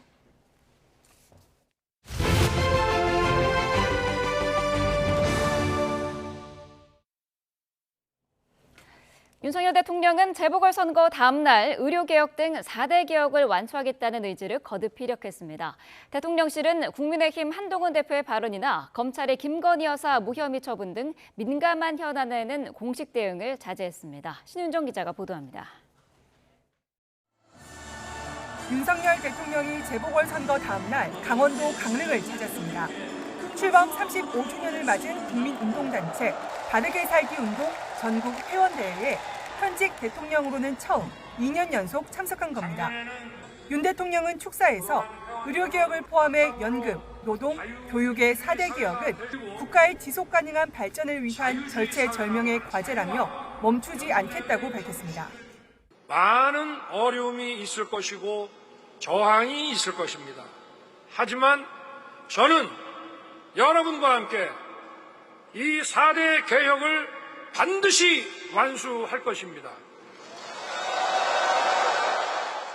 대통령실은 재보궐선거 결과와 관련한 입장 알림에도 4대 개혁과 저출생 극복을 흔들림 없이 추진하겠다는 입장을 앞세웠습니다. 그러면서 선거 민의를 통해 파악되는 부족한 부분에 대해 국민의 뜻을 받아들여 바꿔나가겠다며 더 노력하겠다고 밝혔습니다. 다만 한동훈 국민의힘 대표가 김건희 여사의 대외 활동 중단과 대통령실 인적 쇄신 등을 촉구한 데 대해서는 입장을 내지 않았습니다. 다음 주 초로 예정된 윤 대통령과 한 대표 면담의 정확한 시기와 형식 등을 본격 조율하는 과정에서 이견이 노출되는 것을 막으려는 의도로 풀이됩니다. 대통령실은 도이치모터스 주가 조작 연루 의혹과 관련한 검찰의 김건희 여사 불기소 결정과 명태균 씨 관련 의혹 등에도 대응하지 않았습니다. 대통령실은 그동안 김 여사 관련 각종 의혹에서 법적으로 문제될 만한 일이 드러난 건 없다며 대응할 필요가 없다는 기류였습니다. 윤 대통령과 한 대표의 면담이 대통령실이 바꿔 나가겠다고 언급한 변화의 기점이 될 전망입니다. YTN 신윤정입니다. 이번 재보궐선거에서 여야가 각각 전통적 우세 지역의 기초단체장 자리를 나눠 가지면서 양측 모두 선방했다고 보는 분석이 지배적입니다. 여야 각각이 지닌 악재 속에도 여전히 보수민심은 한동훈 대표, 호남민심은 이재명 대표에게 손을 들어줬다는 평가도 나옵니다. 김다연 기자가 보도합니다. 기초단체장 4자리 가운데 부산 금정구와 인천 강화군에서 수성에 성공한 국민의힘은 일단 선전했다고 보고 있습니다. 당정 갈등 양상의 지지율 하락 그리고 야권 단일화라는 좋지 않은 상황 속에서도 막판 전력 투구 전략이 주요했다는데 자축하는 분위기도 엿보입니다. 부산 지역 의원은 YTN과 통화에서 당 지도부가 거리 유세 등으로 지역 주민과 접촉면을 넓힌 게 전통 지지층 결집을 불러일으켰다며 무엇보다 압도적 차이로 승리했다는 점에 방점을 찍었습니다. 인천 강화군에서 민주당의 예상보다 많은 표를 내준 건 아쉽지만 상대가 3번이나 도전장을 내민 노련한 후보였던 점을 고려하면 그래도 선방이었다는 평가입니다. 저희를 선택해 주신 주권자 국민들께 진심으로 감사드립니다. 여러 가지 일들이 참 마음에 들지 않지만 나라를 생각해서 소중한 기회를 주신 것을 잘 압니다. 민주당도 전통적으로 진보 진영이 강세인 호남 지역 군수 2자리를 내주지 않았다는 점에서 안도하고 있습니다. 이재명 대표가 재판 4개를 받는 데다 선거운동 막바지 김영배 의원의 혈세 낭비 막말 논란이 터졌고 조국혁신당이나 진보당이 약진하는 상황에서도 소기의 성과를 거뒀단 겁니다. 특히 야권 3파전이 치러졌던 전남 영광군 표심을 이재명 대표가 이끌 차기 정권을 향한 기대로 본다는 해석도 나왔습니다. 특히 인천 강화군은 안보 불안이 작용했음에도 8%포인트라는 생각보다 근소한 차이를 낸 점에 의의를 두기도 했습니다. 선거라고 하는 것은 결국 국민의 선택입니다. 우리 후보들 다 선전했고 또 전통적으로 또 여당 강세 지역은 여당 강세가 그대로 나타났는데 우리 한동훈 대표님께도 승리에 대해서 축하드립니다. 여야 모두 사실상 무승부에도 웃을 수 있는 건 각 진영 내 지지층 민심이 돌아서지 않았다는 데 주안점을 두고 있기 때문입니다. 그만큼 양당의 악재가 적잖았다는 얘기인데 한동훈 대표에게는 당정 갈등 해결이, 이재명 대표에게는 사법 리스크 극복이 여전한 과제로 남아 있습니다. YTN 김다연입니다. 정근식 서울시 교육감도 임기를 시작했습니다. 일주일에 한 번씩은 현장을 찾아 소통하겠다고 밝힌 정 교육감은 선거 공약 가운데 학습이 부진한 학생들을 지원하는 기관부터 먼저 만들겠다고 밝혔습니다. 염혜연 기자입니다. 서울시 교육청으로 출근한 정근식 신임 교육감은 직원들과의 인사로 임기를 시작했습니다. 정 교육감은 매주 한 번씩 현장을 찾아 이야기를 듣겠다고 강조했습니다. 특히 보수세가 강한 강남 3구의 학부모들이 우려하고 있다는 걸 안다며 걱정을 확실히 덜어드리겠다고 말했습니다. 정 교육감은 그동안 공언해왔듯이 조희연 전 교육감 10년의 혁신교육 기조를 유지하겠다고 선언했습니다. 좋은 대학에 가기 위해 공부하는 건 교육의 본질이 아니라는 겁니다. 저는 지난 10년 혁신교육이 근대교육 100년의 적폐를 씻어내는 공교육 정상화 과정이었다고 정의합니다. 저는 혁신교육의 성과를 잊고 다만 그 한계는 과감히 넘어서겠다 이렇게 말씀드리고 싶습니다. 가장 먼저 해결해야 할 과제로 꼽은 것은 교육 양극화 해소입니다. 부모의 재력과 사는 곳 등에 영향받지 않고 필요한 교육을 받을 수 있도록 하겠다고 설명했습니다. 이를 위해 정 교육감은 취임 첫날 학습진단 치유센터 건립부터 승인했습니다. 이곳을 통해 학습 부진과 경계선 지능 등의 문제를 가진 학생들을 지원하겠다고 밝혔습니다. 기초학력과 관련되는 그런 학습 진단 치유센터 계획을 작성하는 그런 사안에 대해서 먼저 손을 대겠다. 한국교원총연합회와 전국교직원노조 등 교원단체들은 교권 보호에 힘써달라고 주문했습니다. 정교육감도 선생님이 안전하게 가르칠 권리를 보장해야 학생들의 학습권도 지켜진다며 교원 처우 문제도 함께 들여다보겠다고 약속했습니다. YTN 염혜원입니다. 최상목 경제부총리가 내수 경기 활성화를 위해 다음 달 3차 투자 활성화 대책을 내놓겠다고 밝혔습니다. 유류세 인하 조치와 관련해서는 정상화를 단계적으로 추진하는 과정에 있지만 가계 부담 등을 종합적으로 판단할 것이라고 밝혔습니다. 이승은 기자입니다. 우리나라 탄소 배출량의 15%는 철강에서 나옵니다. 화석연료가 철광석과 반응하면 이산화탄소가 발생하기 때문입니다. 수소환원 제철은 화석연료 대신 수소를 사용해 탄소 배출이 없는 혁신 기술입니다. 포스코는 포항제철소 인근 바다를 매립해 수소환원 제철소를 지을 예정입니다. 2050년까지 포항에 20조, 광양에도 20조를 투자해 탄소 중립을 실현한다는 계획입니다. 착공 시기는 내년 6월로 당겨졌습니다. 40조 원 규모의 수소환원 제철 투자에 기초가 되는 부지 조성건도 정부의 밀접 지원 덕분에 저희가 당초 예상했던 그 총 행정 절차 자체가 한 11개월 이상 단축이 되었습니다. 최상목 경제부총리는 경기 회복과 성장 동력 확보를 위해 신속하고 적극적인 투자가 중요한 시점이라며 다음 달 3차 투자 활성화 대책을 발표하겠다고 밝혔습니다. 투자 증가분에 대한 공제율 상향, 그리고 국가 전략기술 적용 기한 연장 등 세제 지원을 강화하고 2차전지 특화단지 인프라에 25년도에 252억 원을 지원하겠습니다. 녹색 국채 발행도 검토하고 있다고 밝혔습니다. 녹색 국채는 조달 자금을 친환경 투자 사업에 쓰도록 용도를 한정한 국채입니다. 이달 말 끝나는 유류세 인하 조치와 관련해서는 국내외 유가, 가계 부담 등을 고려해 종합적으로 연장 여부를 결론 내릴 것이라고 말했습니다. 다만 대부분의 국가가 복원시킨 상황이라고 언급해 유류세 인하 종료 가능성을 열어놨습니다. 큰 틀에서 보면은 정상화를 해야 되는데 국민들 부담을 고려해서 좀 단계적으로 추진하고 있다는 게 현재 기본 방침이고, 그다음에 11월부터 어떻게 할지에는 종합적으로 결론을 내려서 여러분께 알려드릴 그런 계획입니다. 30조 원에 육박하는 세수 결손에 유류세 환원 전망이 나오지만 중동 사태 급변 가능성과 물가 취약계층 보호가 숙제입니다. YTN 이승은입니다. 은행권 대출 연체율이 2달 연속 오름세를 이어갔습니다. 금융감독원은 지난 8월 말 기준 국내 은행의 원화대출 연체율이 0.53%로 집계됐다고 밝혔습니다. 7월 연체율 0.47%와 비교하면 0.06%포인트 오른 규모입니다. 신규 연체액은 3조 원으로 7월보다 3천억 원이 늘었고 연체 채권 정리 규모는 1,000억 원 줄었습니다.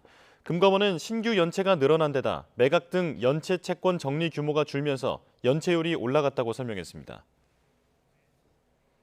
이복현 금융감독원장이 은행권 대출 금리에 과도한 개입을 했다는 지적에 당시 가계대출 추세를 꺾지 않았다면 최근 한국은행 금리 인하도 어려웠을 것이라고 말했습니다.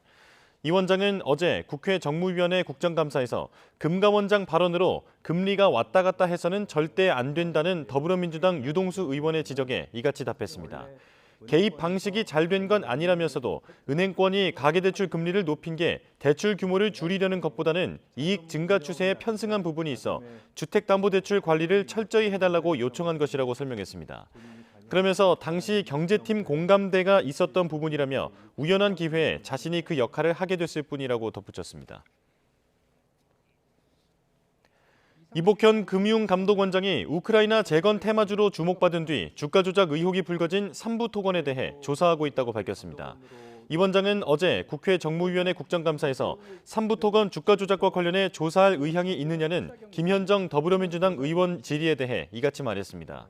그러면서 한국거래소에서 이상거래 심리 결과가 넘어왔다며 이것 자체가 조사 시작의 실마리가 되기 때문에 조사하고 있다고 설명했습니다. 지난 7월 거래소는 삼부토건 주가 조작에 대한 이상거래 심리에 착수했습니다. 무료 숙박권 당첨을 미끼로 회원권 가입을 유도한 뒤 청약 철회를 방해하는 등 관련 소비자 피해가 늘고 있어 주의가 필요합니다. 지난 2021년부터 올해 6월까지 한국소비자원에 접수된 유사 콘도 회원권 관련 피해 구제 신청은 모두 580여 건으로 집계됐습니다. 약정기간 리조트나 펜션 등을 이용하고 만기가 되면 보증금을 반환받는 계약인데 사업자들은 콘도 무료 숙박권에 당첨됐다는 전화를 걸어 회원권 가입을 유도한 것으로 파악됐습니다. 피해 유형별로는 청약 철회를 거부하거나 계약을 중도 해지했을 때 과다한 위약금을 부과하는 등 계약 해지 관련 피해가 74%에 달했습니다. 특히 올해 들어 상반기까지 피해 구제 신청은 105건으로 지난해 같은 기간보다 72% 증가했습니다. 지난달 애플 아이폰 최신형 기종이 출시됐는데 기기에 대한 소비자 항의가 잇따르고 있습니다. 애플이 현재 자체 진상조사에 들어갔는데요. 어찌된 일인지 내용 살펴보겠습니다. 패닉풀이 떠서 서비스 센터를 다녀왔다. 국내 최대 아이폰 커뮤니티에 최근 올라오고 있는 글입니다. 최신형 기종이 출시된 지난달 중순부터 다수 올라오기 시작했는데요. 패닉풀이란 기기 배터리가 갑자기 방전되고 제멋대로 꺼졌다 켜지는 현상을 말합니다. 이 현상이 발생할 때 기기에 패닉풀이라는 이름의 파일이 만들어지기 때문에 이런 명칭이 붙었습니다. 이 파일은 아이폰 기기가 하드웨어나 소프트웨어에서 이상 현상을 일으켰을 때 시스템이 자체 진단 과정을 거친 뒤에 남기는 일종의 진단서입니다. 아이폰 사용자라면 자신의 기기 오류가 패닉풀 현상과 관련됐는지 간단하게 확인할 수 있는데요. 기기 설정을 들어가 간단한 경로를 따라간 뒤 영어로 패닉풀을 검색하면 이 기록이 생겼는지를 볼 수 있습니다. 지금까지는 새로 출시된 아이폰 16 프로 등 일부 기종에서 이런 현상이 발생한다는 사용자들의 반응입니다. 하지만 2년 전 아이폰 14 시리즈 출시 초기에도 한 차례 문제가 제기된 바 있는데요. 당시 애플은 보증기간 안에 사용자가 우발적으로 손상하지 않았고 기기 자체 문제라면 지원을 받을 수 있다고 답했습니다. 이번엔 아직 공식 입장을 내놓지 않고 있는데요. 다만 불만이 이어지자 현재 자체 진상조사를 진행하고 있는 것으로 알려졌습니다. 조사가 마무리되는 대로 입장이 나올 것으로 보입니다.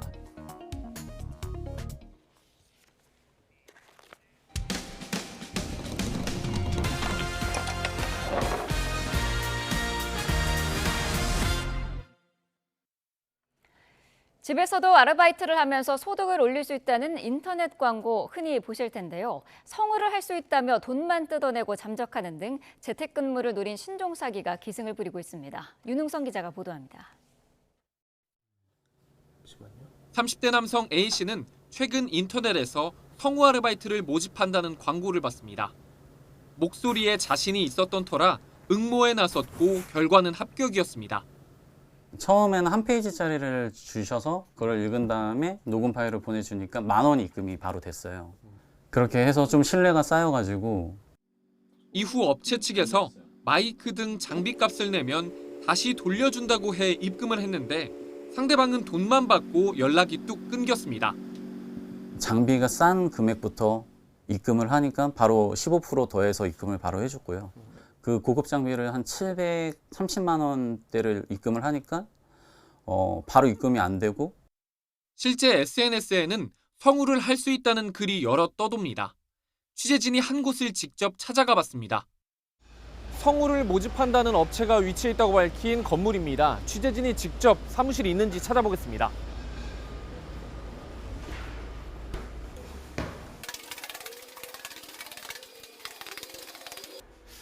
저희가 이렇게 건물 전체를 돌아봤는데 성우 업체는 없었습니다. 저는 여기 한 40년 됐죠. 여기는 없었어요. 재택 아르바이트를 노린 신종 사기 의심 사례는 꾸준히 늘고 있습니다. 음악 평점을 매기거나 제품 후기를 남기면 돈을 벌 수 있다는 글도 많지만 대부분 허위 과장 광고입니다. 지난해 서울시 전자상거래센터에 접수된 온라인 부업 사기 상담 피해액은 한 해 전보다 20배 이상 급증했습니다. 돈을 내야 되는 그런 아르바이트는 없습니다. 이런 경우에 대해서는 이제 진행을 하시지 않는 게 바람직할 것 같고요. 검증된 플랫폼이나 공신력 있는 채널을 통해서 구하실 필요가 있고, 가능하면 최소한 한 번 이상은 직접 대면을 해서 전문가들은 경기 침체가 장기화하고 있는 가운데 가게 살림에 한 푼이라도 보태려는 서민을 노리는 사기 범죄가 늘고 있다며 주의를 당부했습니다. YTN 윤홍성입니다. 부산 낙동강변 개발 제한구역에서 20년 넘게 불법 운영된 강아지 번식장이 적발됐습니다. 400마리가 넘는 개가 비위생적인 환경에 놓여 있었습니다. 차상은 기자입니다. 녹슨 철창에 갇힌 개들이 사람을 발견하고는 지저댑니다. 바닥에는 배설물이 가득하고 파리떼가 들끓어 깨끗한 곳이라고는 찾아볼 수 없습니다. 한쪽 구석에는 대형견의 뼈와 털 가죽이 누워있는 모습으로 남아 있습니다. 부산 강서구에서 적발된 강아지 불법 번식장입니다. 개들의 건강 상태도 좋지 않습니다. 제대로 서지 못하는 리트리버, 양쪽 시력을 모두 잃은 것으로 보이는 소형견을 비롯해 성인 남성 주먹보다 큰 종양을 배에 달고 있는 비글도 있습니다. 여러 마리 있다 보니까 관리가 안 되다 보니까 이렇게까지 클 때까지 방치가 된 거죠. 조기에 치료를 받아서 치료가 될 수 있는 질환인데, 번식장 운영자 A씨의 소유권 포기에 따라 동물보호단체가 구조한 개는 450여 마리. 반려견으로 인기가 높은 품종견이 대부분입니다. 견주가 운영한 사육장입니다. 개발 제한구역에 세워진 불법 건축물로 확인됐습니다. 2020년에 처음 단속돼서 그 이후로 이제 시정 명령 고발 조치 그리고 이행강제금을 부과하고 있습니다. 번식장을 25년간 운영했다는 A씨는 2, 3년 전부터 경매장에서 강아지를 받아주지 않아 어려움을 겪어왔다고 주장합니다. 먹고 살아야 되는데 중성화 수술 해버리면 먹고 살 길을 찾고 있는데 중성화 수술 해버리면 안 되죠. 최근에 이루어진 거래 기록을 확인한 동물보호단체는 A씨가 운영하는 다른 가정 번식장을 통해 강아지 판매가 이뤄졌을 가능성이 크다고 보고 동물보호법 위반 등으로 A씨를 경찰에 고발할 계획입니다. 여기 개들을 그쪽 이름으로 다 출하를 시킨 겁니다. 불법으로. 그래서 그런 신분 세탁을 그렇죠. 했다고 표현하는 저희가 신분 세탁 특갈이라고 하는데 그런 걸 이제 경매장에서도 분명히 알았을 건데 눈 감아줬다는 거. 부산시와 강서구는 강아지 불법 번식장과 도축장이 더 있을 것으로 보고 조사에 나설 계획입니다. YTN 차상입니다. 쓸쓸한 죽음, 고독사로 세상을 떠난 이들이 늘고 있습니다. 그런데 이 고독사의 절반 이상이 5, 60대 남성인 것으로 나타났는데요. 이 같은 현상은 통계 작성 이후 줄곧 이어지고 있는데 이유가 뭔지 알아보겠습니다.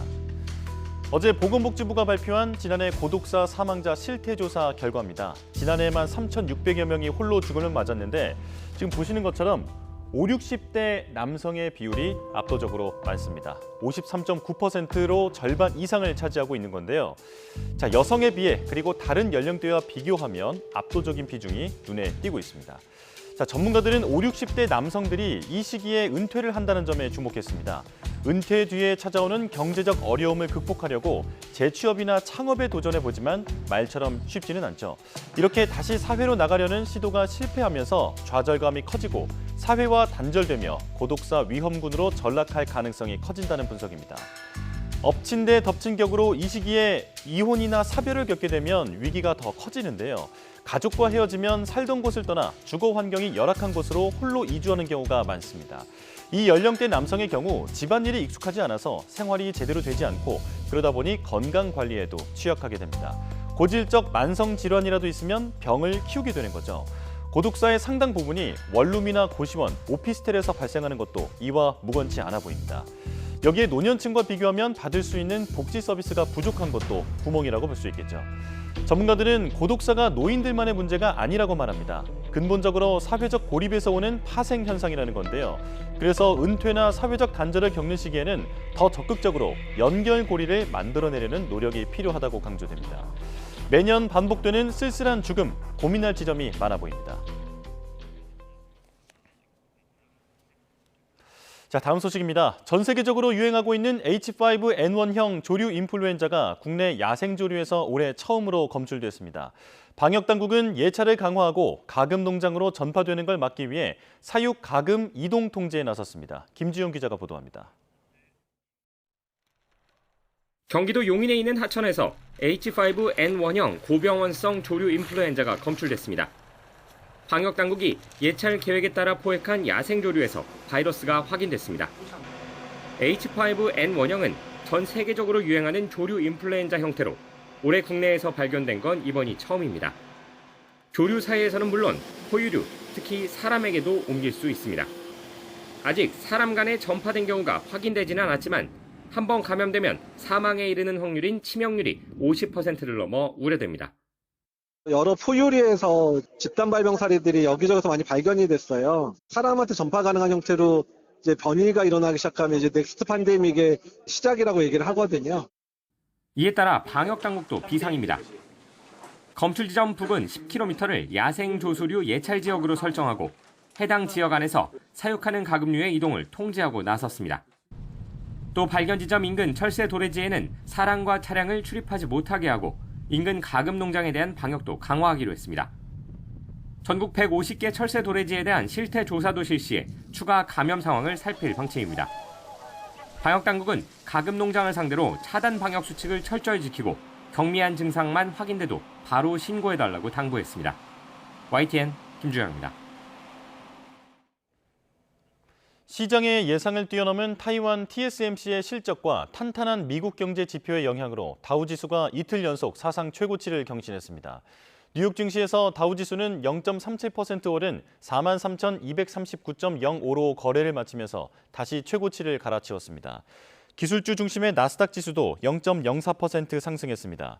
특히 3분기 순이익이 작년보다 54%나 증가하면서 사상 최고 실적을 거둔 TSMC의 주가는 9.79% 폭등했고 엔비디아 등 다른 반도체 종목들도 일제히 주가가 올랐습니다.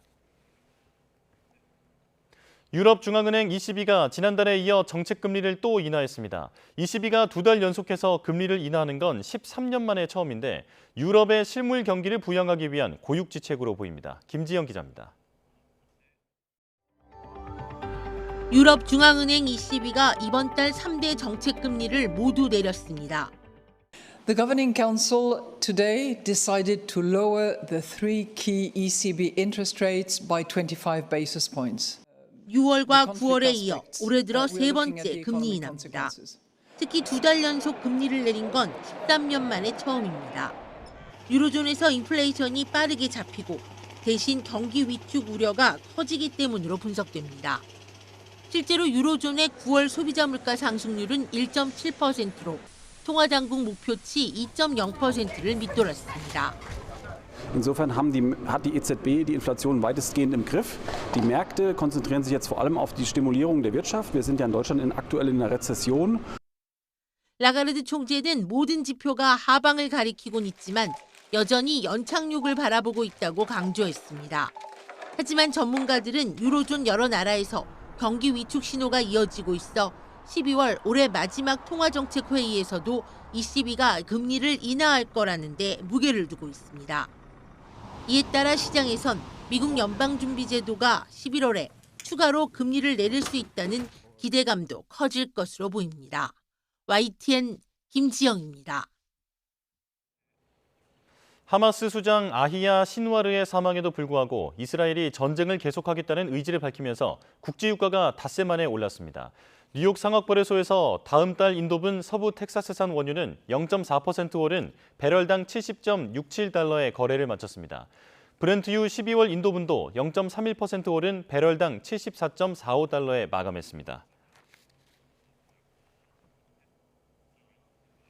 이스라엘과 친이란 무장세력 헤즈볼라 간의 교전으로 인도주의적 위기가 악화한 레바논에서 콜레라가 다시 발병하며 보건 위기까지 닥친 것으로 나타났습니다. 레바논 보건부는 현지 시간 14일 설사와 탈수 증상으로 병원을 찾은 북부 암무니에 출신 환자가 콜레라를 확진받았다고 밝혔습니다. 이에 따라 세계보건기구 WHO는 콜레라가 난민 사이에서 퍼질 경우 매우 빠르게 확산할 수 있다고 경고했습니다. 오늘과 내일 사이 전국에 가을 호우가 내립니다. 특히 강원 동해안에는 최고 120mm의 큰 비가 예상되고 산간에는 첫눈 가능성도 있는데요.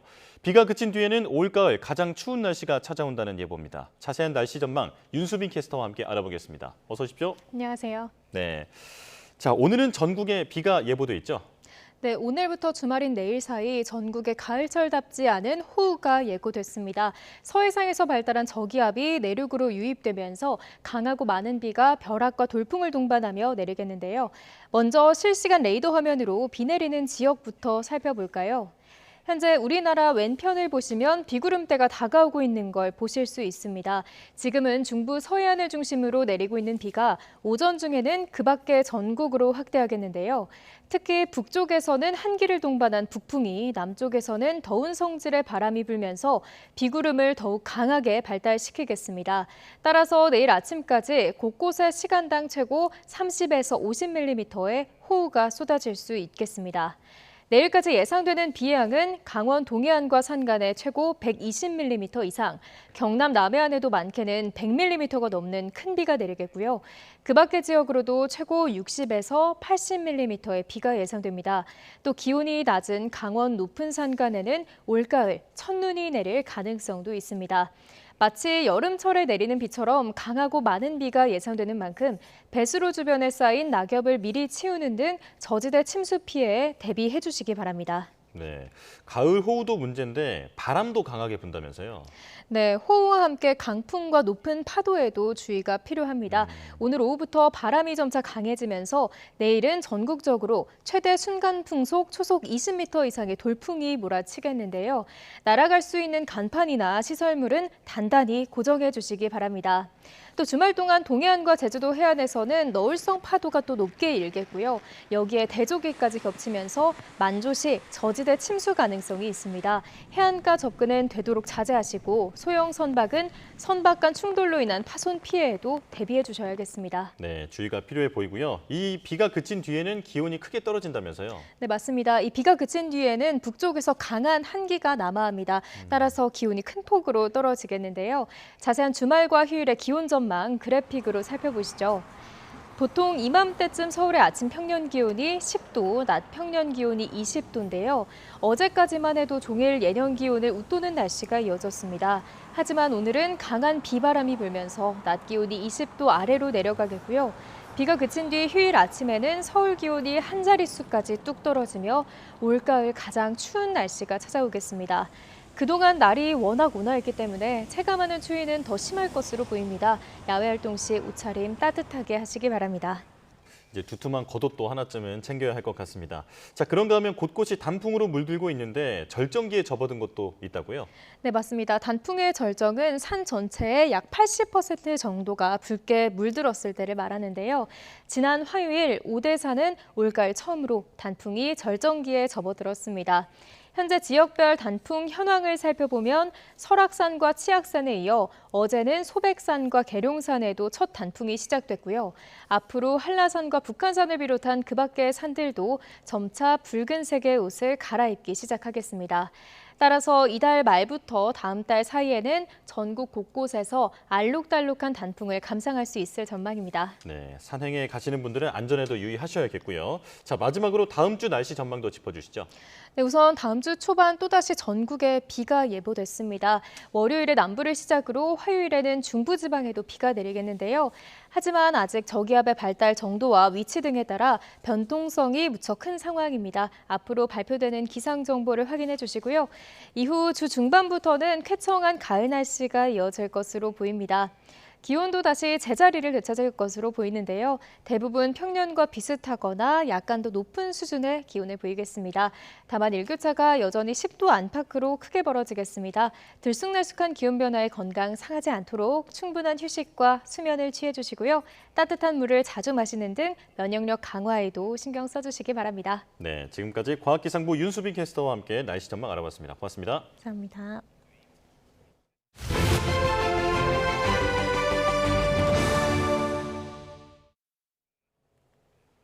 올해 가장 큰 보름달이 밤하늘에 환하게 떠올랐습니다. 올해 들어 세 번째 슈퍼문인데 이번에는 토성과 해성까지 더해져 그야말로 밤하늘의 선물이었습니다. 김민경 기자가 취재했습니다. 어둠이 깔린 하늘에 노랗게 빛나는 동그란 달이 모습을 드러냈습니다. 유난히 크고 밝은 보름달은 마치 손에 닿을 듯 가깝게 느껴지기도 합니다. 시민들은 놓치기 아쉬운 보름달을 기억에 남기려 휴대전화와 카메라로 서둘러 기록합니다. 삼삼오오 모인 가족들은 아이들과 함께 환한 달을 보며 저마다의 간절한 소원도 빌어봅니다. 달을 보니까 기분도 좋고 소원을 비니까 정말 행복했어요. 매일 보던 달인데 뭔가 조금 더 새롭고 더 커요. 슈퍼문이라니까 좀 더 크고 평소보다 더 예쁘고. 멀리 있는 달을 망원경으로 가까이 본 아이들. 신기한 눈빛과 설렘 가득한 표정이 얼굴에 번졌습니다. 하늘을 올려다보면 크고 밝은 슈퍼문이 고요한 가을의 밤을 환하게 비춰주며 가을의 정취를 더해줍니다. 달은 지구 주변을 타원으로 돌기 때문에 매번 거리가 달라지는데 가장 먼 거리를 지날 때는 미니문, 가까운 거리를 지날 때는 슈퍼문이라고 부릅니다. 이번 슈퍼문은 지난 3월 10일과 9월 17일에 이어 세 번째로 올해 세 차례의 슈퍼문 가운데 가장 크고 밝습니다. 금음달로 보이지 않았던 3월 10일을 제외하고 보름달 중에서는 달과 지구의 거리가 가장 짧기 때문입니다. 슈퍼문이라고 하더라도 기준적으로 대략 한 36만 킬로미터 정도 접근했을 때를 슈퍼문이라고 하는데 35만 킬로미터까지 접근할 때도 있고 36만 킬로미터까지 접근할 때도 있기 때문에 상대적으로 더 가까이 접근하면 더 큰 슈퍼문이 되는 거고요. 슈퍼문과 함께 토성과 혜성도 동시에 밤하늘을 장식했습니다. 토성의 고리가 일자로 쫙 마치 이쑤시개를 꽂아놓은 것 같은 그런 형태로 보이는 아주 특이한 모습을 볼 수가 있고요. 또 최근에 혜성 하나가 서쪽 하늘에 좀 보이고 있는데 망원경을 사용한다면 아직까지 볼 수가 있습니다. 가을밤에 펼쳐진 슈퍼문과 별들의 선물에 시민들은 행복한 시간을 만끽했습니다. YTN 김민경입니다. 한강 작가가 노벨 문학상 수상 이후 첫 공식 행사로 포니정 혁신상 시상식에 참석했습니다. 한강 작가는 소설을 쓰기 시작한 지 30년이 됐는데 지난 시간이 전류가 흐르듯 생생하게 느껴진다고 말했습니다. 직접 들어보겠습니다. 저는 1994년 1월에 첫 소설을 발표했으니 올해는 그렇게 글을 써온 지 꼭 30년이 되는 해입니다. 이상한 일은 지난 30년 동안 제가 나름으로 성실히 살아내려 애썼던 현실의 삶을 돌아보면 마치 한 줌의 모래처럼 손가락 사이로 빠져나가는 듯 짧게 느껴지는 반면 글을 쓰며 보낸 시간은 마치 30년의 곱절은 되는 듯 길게 전류가 흐르는 듯 생생하게 느껴진다는 것입니다. 네, 맥가이버, 가제트, 아마데우스 세 작품의 공통점이 뭘까요? 바로 이 사람의 목소리를 거쳤다는 겁니다. 신이 내린 목소리를 열정으로 벼린 국가대표 성우 배한성 씨 이야기를 정유진 기자가 전해드립니다. 배한성 씨는 당시 더빙 문화의 틀을 깬 첫 성우였습니다. 경아, 춥지 않니? 나한테 그게 왔을 때 어머니 다녀오겠습니다. 그러니까 너 왜 이렇게 가볍게 해? 그거 좀 무겁게 해야지. 원작 배우는 하지 않은 사투리를 구사하거나 없던 대사를 만들어 시청자들에게 더 풍부한 캐릭터를 소개했습니다. 근데 사실 그 배우가 그 경험이 없는 배우래요. 아, 이거 액티브하게 해보자. 그래서 우리 할아버지께서는 이렇게 말씀하셨지. 국내 1인자로 인정받기까지 배극성이라는 별명이 붙을 만큼 지독히 연습했습니다. 배한성 대본은 더럽다. 대본에 내가 침을 뱉겠냐, 콧물을 흘렸겠냐. 그래서 보고 또 보고 보고 또 보고 하는. 우리 할아버지께서는 이렇게 말씀하셨지. 더빙 현장에는 사탕도 동원됐습니다. 일로 침이 질질질 흘리면서 하다 보니까 침이 계속 마르는 거예요. 하도 이걸 하다 보니까. 그래서 사탕을 물고 했어요. 성우 경력 57년. 2만 명의 목소리를 연기하기 위해 머플러와 물병은 가까이, 담배는 멀리 뒀습니다. 저 빛나는 달을 두고 맹세하고. 달마다 모습을 바꾸는 변덕스러운 달은 맹세치 마세요. 롱런하려면 롱런하라. 단순한 진리로 자신만의 목소리를 만들기 위해 노력하는 배한성 씨의 이야기를 오늘 밤 11시 10분 김성경의 남산 드라이브에서 전해드립니다. YTN 정유준입니다.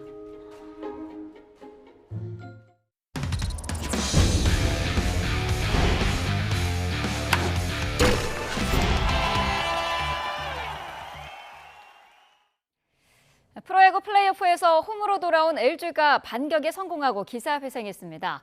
가을 사나이로 거듭난 선발 임찬규와 에르난데스가 불붙었던 삼성의 방망이를 잠재웠습니다. 이경재 기자입니다. 대구에서 2연패를 물린 LG를 구한 건 선발 임찬규였습니다. 두 경기 연속 10점을 뽑아낸 삼성의 불방망이가 임찬규의 날카로운 제구력 앞에서 차갑게 식었습니다. 4회 투아웃 1-3루 위기를 빼놓으면 긴장된 순간 없이 6회 원아웃까지 피안타 3개, 무실점으로 임무를 마쳤습니다. KT전 2승을 포함해 올 가을에만 3번째 승리를 팀에 안겼습니다. 디테일하게 가거나 뭔가 분석을 통해서 내가 타자를 꾀하기보다는 그냥 내가 갖고 있는 무기로 마지막일 수도 있는데 후회 없이 싸워보자라는 생각으로 경기에 임했던 것 같아요. 임찬규에 이어 남은 이닝은 에르난데스가 혼자 책임졌습니다. 준 플레이오프에서 5경기를 뛰고 일주일 만에 등판한 에르난데스는 시속 150km의 빠른 공을 마음껏 뿌려대며 9회까지 무실점으로 마운드를 지켰습니다. 9회 3타자는 모두 3진으로 잡아내고 포효했습니다. LG 타선은 2회에 투수 땅볼에 오지환이 홈에서 아웃되고 4회 노아웃 1루에선 오슨이 견제에 걸리는 등 불운이 이어졌습니다. 5회 원아웃 1-3루에서 홍창기 희생타가 귀중한 선취점이자 결승점이 됐습니다. 저희가 이길 수 있는 카드가 그게 가장 큰 센 카드이기 때문에 거기서 승부를 걸었다고 생각하시면 될 것 같습니다. 타선이 안 터지면서 피말리는 승부가 됐는데 4차전에서는 저희 타순이 오를 것까지 다 터졌으면 하는 바람입니다. LG 김현수는 통산 3번째 포스트시즌 100경기에 출전하고 기록을 이어가게 됐습니다. 삼성은 디아즈의 홈런성 타구가 2회와 4회, 잇따라 폴을 살짝 비껴가며 아쉬움을 삼켰습니다. 잠실에서 이어지는 4차전에선 삼성이 레이스를, LG는 엔스를 선발 투수로 예고했습니다. YTN 이경재입니다. 네, 올해 프로축구 최고의 혜택 상품이죠. FC 서울의 제시 린가드가 한국 생활에 완벽 적응한 모습으로 호감을 사고 있습니다. 이번 주에 시작하는 가을 축구에도 강한 열망을 드러냈다고 하는데요. 조은지 기자가 보도합니다. 가짜뉴스라고 반신반의했던 맨체스터 유나이티드 출신 제시 링가드의 한국행. 인천공항을 뒤흔들며 착륙한 월드스타는 과연 이름값을 증명했습니다. 프리미어리그를 홀렸던 피리 세레머니를 상암벌에서 고스란히 재현하면서 올 시즌 5골, FC 서울의 상승세를 이끌었습니다. 축구장 밖에서도 분위기 메이커로 리더 역할을 톡톡히 해냈습니다.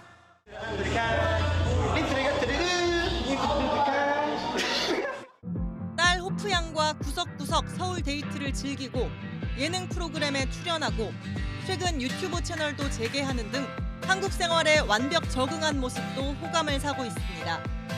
한국말 조금 알아요. 그죠? 진짜나? 진짜? 진짜 배고파. 그리고 이제 올 시즌 트로피를 결정할 운명의 5경기가 남았습니다.